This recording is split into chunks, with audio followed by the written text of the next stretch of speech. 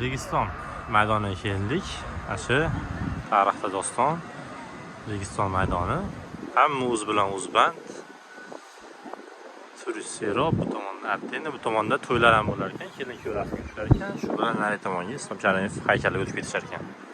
Endi buni ichiga bittadan kirib ko'ramiz. Bu joyga kelganimga gideda bir 15 yil bo'ldi. Iloji bo'lsa o'sha rasmni topib qo'yishga harakat qilaman.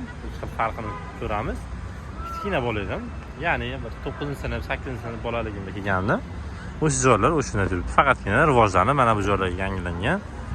Ular shunaqa ishlar qilingan. Bo'lmasam, ketdi ichkarida nima borligini yana bir marta ko'rib chiqamiz. Bitta darvozani ichkari tomoni, har bitta orada shunaqa tijoratlar, ichkarini ham отдельно ko'rsatamiz.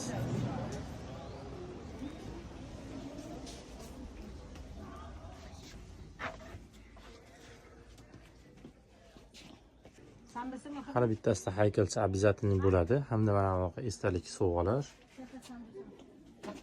Chekich deydimi? Shunaqa chekichlar.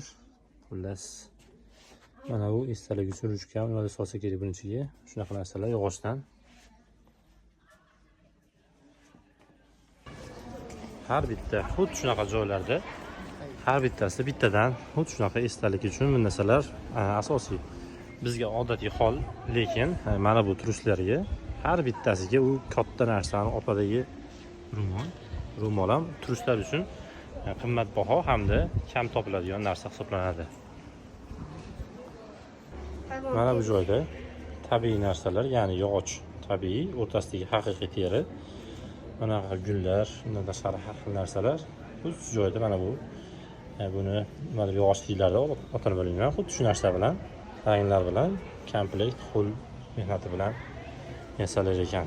Keyin buni ichkariga olib kirib, ichkarilarda donaga sotiladi. Xohlasangiz zakazga aytgan narsalarni tushirib berishlari ham mumkin.